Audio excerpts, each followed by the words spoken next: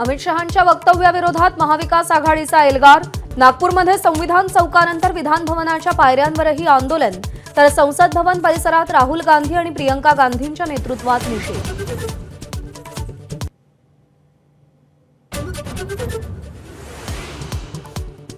बीड आणि परभणीवर विधानसभेत विशेष चर्चा।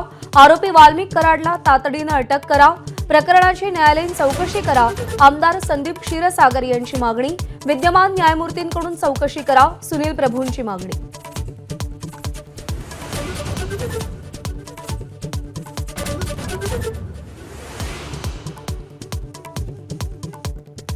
छगन भुजबळांना मंत्रिपदापासून दूर ठेवण्याची कारणं एबीपी माझाच्या हाती। नाशिक जिल्ह्यातल्या राष्ट्रवादीच्या आमदारांची नाराजी, भुजबळांना भोवल्याचं उघड।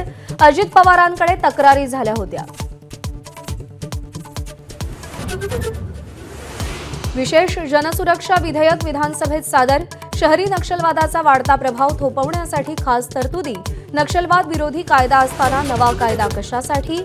नाना पटोलेंचा सवाल।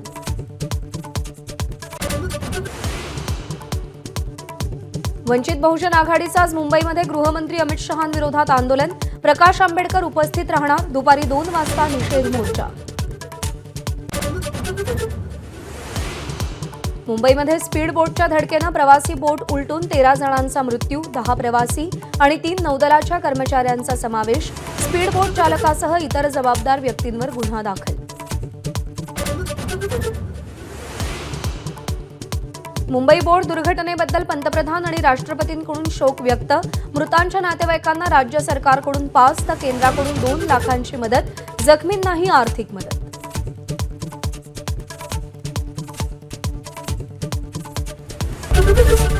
एबीपी माझा, उघडा डोळे बघा नीट।